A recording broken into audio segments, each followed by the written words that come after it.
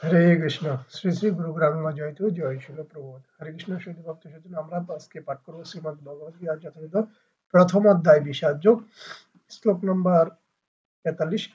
তো তার আগে আমরা মঙ্গলাচরণ পাঠ করবো। ওম অজ্ঞানতিমিরন্ধস্য জ্ঞানাঞ্জন শলাকয়া চক্ষুর উন্মিলিতং যেন তস্मै শ্রী গুরুবে নমঃ। শ্রী চৈতন্য মনোভীষ্টং স্থাপিতং যেন ভূতলে স্বয়ং রূপা পদমং দদপি স্বল্পদন্তিকम्। वन्देऽहं श्रीगुरुं श्रीयुतपदकमलं श्रीगुरो वैष्णवंश श्रीपुंसाग्रजातं सहगणरघुनाथं तं श्रीदिवं साद्वैतं सावधूतं परिजनसहितं कृष्ण चैतन्यदेवं श्रीराधाकृष्णपादारो सहगणललिता श्रीविशाखान्तं नमः विष्णुपादाय कृष्णप्रेष्ठाय भूतले श्रीमते जयपताकाय स्वामिनिति नामिने नमः आचार्यपादाय नित्यकृपाप्रदायिनि गौरकथा दामोदर नगरग्रामधारिणि नमः विष्णुपादाय कृष्णप्रेष्ठाय भूतले श्रीमते भक्तिवेदान्त स्वामिनिति नामिने नमस्ते सरस्वती गौरवाणी प्रचन्नि निर्विशेष शून्यवादी प्राश्चितारिणी हरे कृष्ण करुणा सिंधु दीनबंधु जगतपते गोपेश गोपीकांत राधाकांत नमस्ते तप्त कांचन गौरंगी राधे वृंदावनेश्वरी वृषभानुसुते देवी प्रणमामि हरिप्रिये नमः महावदन्नाय कृष्ण प्रभुपदये कृष्ण कृष्ण चित्ररवि गुरुते नमो नमो ब्रह्मण देवाय गो ब्रह्मण हिताय च जगदिताय कृष्ण गोविन्दाय नमो नमः नीलाचल निवासाय नित्याय परमात्मने बलभद्र सुभद्रवं जगन्नाथे नमो नमः अं वृन्दाय तुलसी दुर्वै प्रायी केशव च कृष्ण भक्ति पददेवी सत्यवताय नमो नमः पंचाकल्पतरुश्च कृपा सिन्धु भयवच पतितानं पावनेभ्यो वैष्णवेभ्यो नमो नमः जय श्री कृष्ण चैतन्य प्रभु नित्यानंद श्री अद्वैत गदाधर श्रीवासदि गौर भक्तवृंद हरे कृष्ण कृष्ण कृष्ण हरे हरे हरे राम राम राम हरे हरे ओम नमो भगवते वासुदेवाय ओम नमो भगवते वासुदेवाय ओम नमो भगवते वासुदेवाय ओम हरि तत्सत ओम हरि तत्सत ओम हरि तत्सत। श्री श्री गुरु ग्रंथ जय तो जय श्री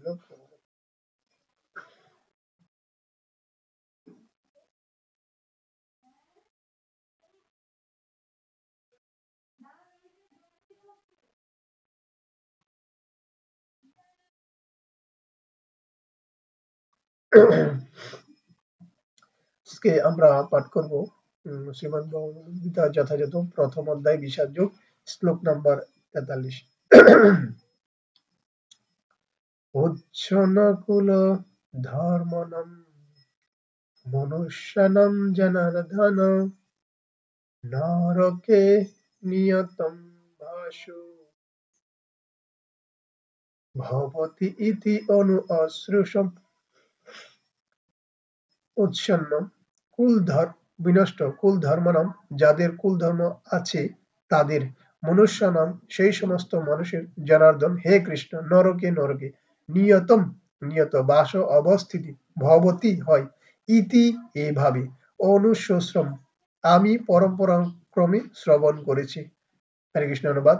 হে জনার্দন, আমি পরম্পরাক্রমে শুনেছি যে যাদের কুল ধর্ম বিনষ্ট হয়েছে তাদের নিয়ত নরকে বাস করতে হয়। হরে কৃষ্ণ। অর্জুন ভগবান শ্রীকৃষ্ণকে বলছেন যে হে জনার্দন, আমি পরম্পরাক্রমে শুনেছি যে যাদের কুল ধর্ম বিনষ্ট হয়েছে তাদের নিয়ত নরকেই বাস করতে হয়। শিল প্রভুপাদ তাৎপর্য কি যে অর্জুনের সমস্ত যুক্তি তর্ক তার নিজের অভিজ্ঞতার উপর প্রতিষ্ঠিত নয়, পক্ষান্তরে তিনি সাধু সন্ত আদি মহাজনদের কাছ থেকে আহরণ করা জ্ঞানের ভিত্তিতে এই সমস্ত যুক্তির অবতারণা করেছিলেন। প্রকৃত জ্ঞান উপলব্ধি করেছেন যে মানুষ তার তত্ত্বাবধানে এই জ্ঞান শিক্ষালাভ না করলে এই জ্ঞান আহরণ করা যায় না। বর্ণাশ্রম ধর্মের বিধি অনুসারে মানুষকে মৃত্যুর পূর্বে তার সমস্ত পাপ মোচনের জন্য কতগুলি প্রায়শ্চিত্ত বিধি পালন করতে হয়। যে সব সময় পাপ কাজে লিপ্ত থেকে জীবন অতিবাহিত করেছে তার পক্ষে এই বিধি অনুসরণ করে প্রায়শ্চিত্ত করাটা অবশ্য কর্তব্য। প্রায়শ্চিত্ত না করলে তার পাপের ফল স্বরূপ মানুষ নরকে পতিত হয়ে নানা রকম দুঃখ কষ্ট ভোগ করে।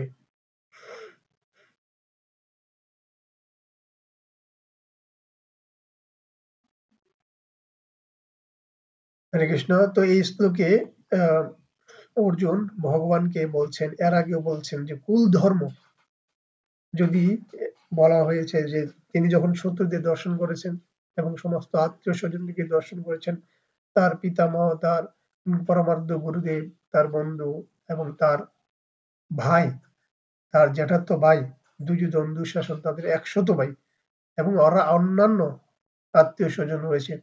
তো তারা যদি এই যুদ্ধে নিহত হয় তাহলে কি হবে?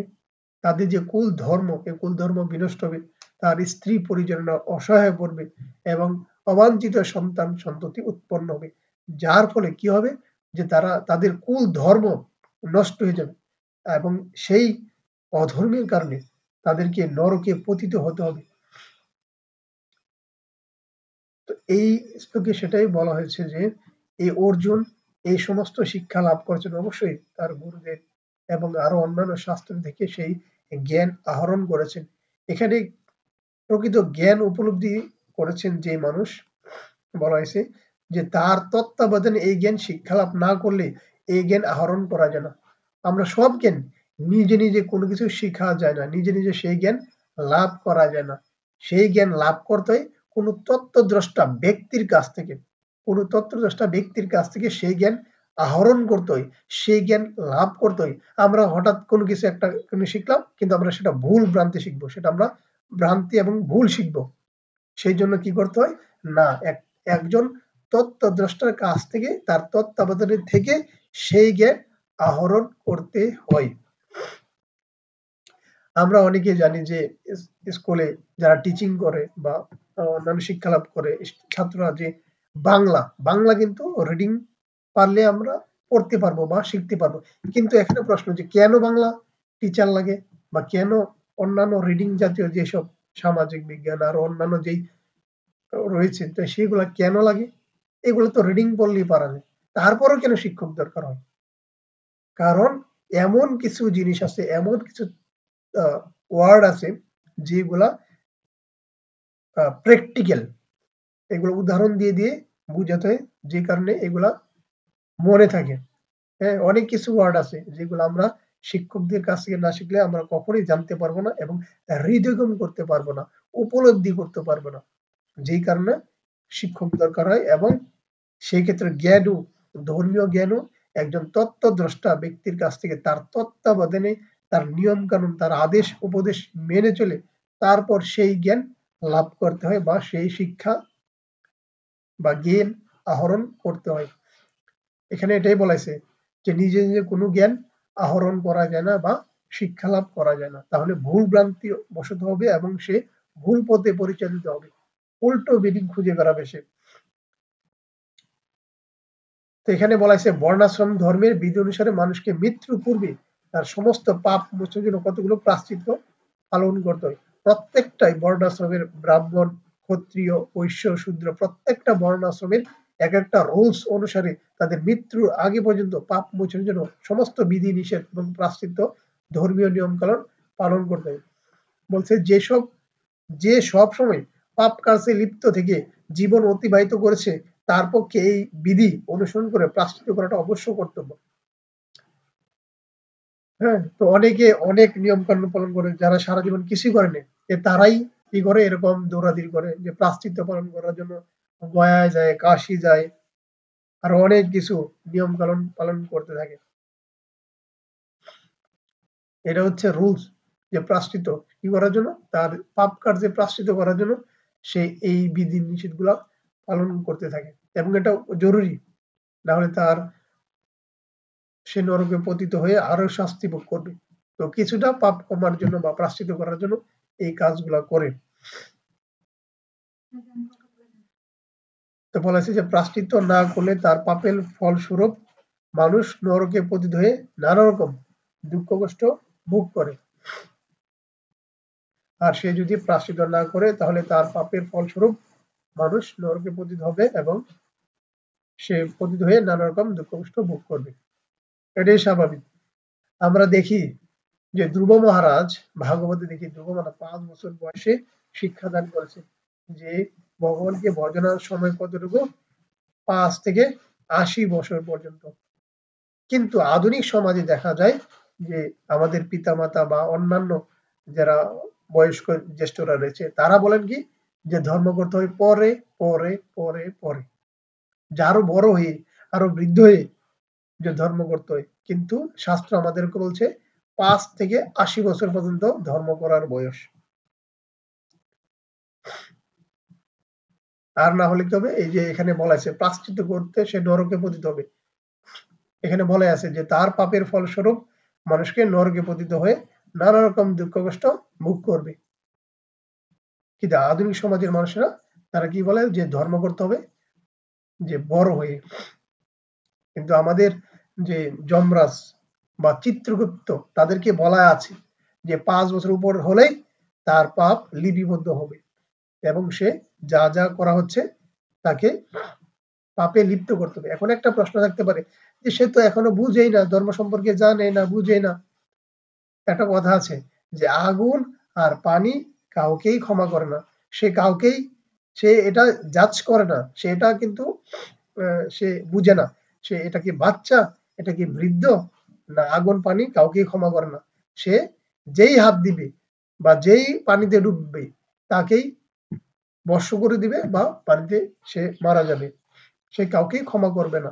সে কি ছোট, সে কি বড়, সে কি জানে, সে কি বুঝে, এরকম কোনো তার কাছে কোনো প্রশ্ন নেই। ঠিক তেমনি এই পাপের ক্ষেত্র সেই রকমই, যে বুঝে, যে না বুঝে, যে জানে বা না জানে তাকে সেই পাপ পাপ কখনো তাকে ছাড়বে না। তো ঠিক সেরকম এখানেই বলা হয়েছে। তো সেই জন্য কি করতে হবে না, সেই জন্য সচেতন হওয়া দরকার কার না, তার পিতা মাতার। পূর্ব থেকে হচ্ছে তার পিতা মাতা, সেই পিতা মাতা তার পুত্র তার সন্তানদেরকে সেই ধর্মীয় শিক্ষা দান করবে এবং পরবর্তীতে সেই পুত্র কোনো গুরুকুল, কোনো বৈষ্ণব বা কোনো শুদ্ধ ভক্তের কাছ থেকে সেই জ্ঞান লাভ করবে। এটা হচ্ছে রুলস, এটা হচ্ছে কুল ধর্ম রক্ষা করার রুলস হচ্ছে এই মাধ্যম, যে পিতা মাতা তারপর তার সন্তান সন্ততি এভাবে সে তার ধর্মীয় শিক্ষার মাধ্যমে শিখে নেবে। কিন্তু এখন যদি বলে তার এরকম পিতা মাতাও নাই, পিতা মাতা এরকম শিক্ষার সে জানে না, ধর্ম করে না, তাহলে কি না, এটা হচ্ছে তার স্বীকৃতি অনুযায়ী সে যদি কোনো বৈষ্ণব বা কোনো ভক্তের কাছ থেকে সে সেই জ্ঞান লাভ করে বা শ্রদ্ধা ভক্তি সেই ভগবান সম্বন্ধে জানে, তাহলে সে ভক্ত হয়ে ভগবদ্ধামে ফিরে যেতে পারবে। ব্রহ্মাণ্ড ভূমিতে কোনো ভগবান জীব গুরু কৃষ্ণ প্রসাদে ভাই ভক্তিলতা বীজ। এই ভক্তিলতা বীজ অর্থাৎ ভক্তি, ভক্ত, ভগবান, এই তিনটা জিনিস এই জড়জগতের জন্য না, এই তিনটা জিনিস হচ্ছে গোলক বৃন্দাবন থেকে যেটা ভগবান পাঠিয়েছেন। ভগবান স্বয়ং ভগবান এবং তার প্রতিনিধি এবং হচ্ছে এই ভক্তি দেবী, ভক্ত, ভক্তি, ভগবান, এই জড়জগতের না, এটা গোলক বৃন্দাবন থেকে পাঠানো হয়েছে ভগবান। তো ভক্তি দেবীকে ভক্তি বলছে স্বয়ং তুলসী মহারানী, বৃন্দা দেবী এবং তার ভক্তদেরকে পাঠানো হয়েছে ভক্তি দেওয়ার জন্য। তার ভক্তকে না ভগবানের পার্শ্বদ বিন্দু যারা রয়েছে, হ্যাঁ, তারা বৈষ্ণব, তারা ভক্ত তার হৃদয় থেকে, ভগবান হৃদয় থেকে যখন কেউ ভগবানের বাণী কেউ শ্রবণ করে, ভগবানের গুণমহিমা কেউ শ্রবণ করে, তখন সেই ভক্তের হৃদয় থেকে ভগবান তাকে ভক্তি দান করেন কিসের মাধ্যমে, কর্ণের মাধ্যমে। যারা শ্রবণ করবে তাদের কর্ণের ভিতর দিয়ে সেই ভক্তি প্রবেশ করে। তো নবদা ভক্তির প্রথম ভক্তি হচ্ছে শ্রবণম, শ্রবণম, কীর্তনম, বন্দনম, অর্চনম। এইভাবে 9টা নবদা ভক্তি, কিন্তু প্রথম ফার্স্ট প্রায়োরিটি এবং সবচেয়ে প্রথম বেস এবং ফাউন্ডেশন হচ্ছে কি শ্রবণ। শ্রবণকে খুবই গুরুত্বপূর্ণ দেওয়া হয়েছে, খুবই প্রায়োরিটি দেওয়া হয়েছে। হ্যাঁ, তো সেই জন্য প্রত্যেকটা ভক্তের বা প্রত্যেকটা এই মানুষের উচিত ভগবানের গুণমহিমা শ্রবণ করা। কাদের কাছ থেকে শুনবে না, একজন ভক্ত বা একজন শুদ্ধ বৈষ্ণবের কাছ থেকে ভগবানের গুণমহিমা শ্রবণ করবে। এবং কার কাছ থেকে, এইখানে এই কথাটা বলেছে, একজন তত্ত্বদ্রষ্টা ব্যক্তির কাছ থেকে, যিনি নিজে আচরণ করেন এবং পালন করেন, তার কাছ থেকে ভগবানের গুণমহিমা শ্রবণ করতে হবে। এখানে এই কথাটাই বলা হয়েছে, একজন তত্ত্বদ্রষ্টা ব্যক্তির কাছ থেকে। ভাগবত ভাগবত তো 2 প্রকার, একটা হচ্ছে গ্রন্থ ভাগবত আর একটা হচ্ছে ব্যক্তি ভাগবত। তো একজন ভক্তদের শ্রবণ করতে হবে কার কাছ থেকে না, ব্যক্তি ভাগবতের কাছ থেকে, গ্রন্থ ভাগবতের কাছ থেকে না, ব্যক্তি ভাগবতের কাছ থেকে সেই ভাগবত শ্রবণ করতে পারে। কারণ ব্যক্তি ভাগবত হতে যিনি নিজে আচরণ পালন করেন এবং অন্যকে আচরণ পালন করার জন্য উপদেশ দান করেন। তো তার কাছ থেকে শ্রবণ করতে হবে, একজন তত্ত্বদ্রষ্টা ব্যক্তির কাছ থেকে ভাগবত শ্রবণ করতে হবে। তাহলে তিনি তার ভিতরে ভগবান সুপ্ত অবস্থা থেকে প্রকাশিত হবে এবং তিনি আস্তে আস্তে তার এই যে ভক্তি বীজ সেখানে রোপণ হবে। রোপণ হওয়ার পরে কি করতে হবে? অবশ্যই একটা বীজ যখন রোপণ করে তখন কি করে? তাকে জল সিঞ্চন করতে হয়, হ্যাঁ, আগাছা পরিষ্কার করতে হয়। তখন না আস্তে আস্তে সেই ভক্তি বীজটা বাড়ে এবং সেটা গাছে পরিণত হয়ে বৃক্ষে পরিণত হয়ে তখন সেটা আস্তে আস্তে বড় হয়। তো ঠিক তেমনি এটা হচ্ছে ভক্তি বীজের কথা বলা হয়েছে। ভক্তি বীজ যখন একজন শুদ্ধ বা বৈষ্ণব তার হৃদয়ে স্থাপন করে তখন পরবর্তীতে তাকে জল সিঞ্চন করতে হয়। জল সিঞ্চন গুলা কি না? ভগবানের গুরু মহিমা শ্রবণ করা, ভগবানের সেবায় নিয়োজিত হওয়া, মালা জপ করা, প্রসাদ পাওয়া, এইগুলো হচ্ছে জল সিঞ্চন করা। আর কি আগাছা পরিষ্কার কি? আগাছা হচ্ছে বৈষ্ণব অপরাধ, নিন্দা সমালোচনা না করা, সেটা হচ্ছে বৈষ্ণব অপরাধ। এই বৈষ্ণব অপরাধ আগাছা পরিষ্কার রাখতে হবে, আর না হলে কি হবে? না ভক্তি জীবন নষ্ট হয়ে যাবে। আগাছা কি করে? একটা গাছকে নষ্ট করে দেয়। ঠিক তেমনি ভক্তি জীবনকে নষ্ট করে দেয় এই বৈষ্ণব অপরাধ এবং নিন্দা সমালোচনা। বৈষ্ণব অপরাধে একটা মস্ত বড় হাতির মতো একটা সাজানো বাগান যখন রোপণ করা হয়, সেই সাজানো বাগানের ভিতরে যদি মস্ত বড় উন্মাদ হাতি, পাগল হাতি, সে যদি এটার মধ্যে প্রবেশ করে আর তখন সে যদি এটা তছনছ করে দেয়, ঠিক তেমনি এই ভক্তি জীবনের সবচেয়ে বড় ক্ষতিকারক হচ্ছে কি বৈষ্ণব অপরাধ এবং কারো বিষয়ে নিন্দা সমালোচনা করা, সেটা হচ্ছে মস্ত বড়। তাহলে কি হবে? ভক্তি জীবন নষ্ট হয়ে যাবে। তো সেই অপরাধ, বৈষ্ণব অপরাধকে বলা হয়েছে আগাছা। তো সেটা থেকে আগাছা পরিষ্কার করতে হবে যেন বৈষ্ণব অপরাধ না হয়। তাহলে কি হবে? সেই ভক্তি বীজটা ওর বৃক্ষের পরিণত হবে এবং সেটা গোলক বৃন্দাবনে পৌঁছাবে, অর্থাৎ ভগবত ধামে ফিরে যাওয়া যাবে। হরে কৃষ্ণ। তো এখানেই এই জিনিসটা এখানে বোঝানো হয়েছে। অর্জুন ভগবান কাছে প্রশ্ন করছেন যে কুল ধর্ম তো নষ্ট হয়ে যাবে এবং পরবর্তীতে তাদের নরকে যেতে হবে। যদি তাদের এই হত্যা করা হয় তাহলে তাদের স্ত্রীদের কুল ধর্ম নষ্ট হয়ে যাবে এবং তাদের অবাঞ্ছিত সন্তান উৎপন্ন হবে, যার ফলে তাদের পূর্বপুরুষেরা এবং কুল ধর্ম তাদের নষ্ট হয়ে যাবে এবং তাদের ফলে, তাদের পাপের ফলে তাদেরকে নরকে যেতে হবে। এই কথাটা এখানে বলা হয়েছে। আরো এখানে তাৎপর্য বলা হয়েছে যে মানুষ যৌবনকালে ভজনা করে না, শৈশবে ভজনা করে না, তারা বৃদ্ধকালে ভজনা করে জবের দ্বারসে, মরার ভয়ে যে এখন তার মরতে হইব এবং সে নরকে যাবে, এই ভাববা সে পরবর্তীতে সে ভজনা করে, ভগবানের প্রায়শ্চিত্ত করে, কারণ সে নরকে যাবে এই চিন্তা করা। কিন্তু আসলে ভগবানের ভজনা করতে হয় 5 বছর থেকে 5 থেকে 80 বছর পর্যন্ত এই ভগবানকে আরাধনার বয়স। বৃদ্ধকালে তো ভগবান সে তার দাঁত পড়ে যাবে, তার শ্রবণ শক্তি কমে যাবে, তার স্মৃতি শক্তি কমে যাবে, সে ভগবানের মহিমা শ্রবণ করতে পারবে না, সে মনে রাখতে পারবে না, স্মরণ রাখতে পারবে না, সে উপবাস রাখতে পারবে না, তার দেহটা অকেজু হয়ে যাবে। তো সেই জন্য ভগবানের ভজনা করতে হয় শৈশব থেকেই, 5 বছর বয়স থেকেই ভগবানের ভজনার সময়। হরে কৃষ্ণ। আজকে এই পর্যন্তই। পরবর্তীতে আমরা একটি শ্লোক পাঠ করব।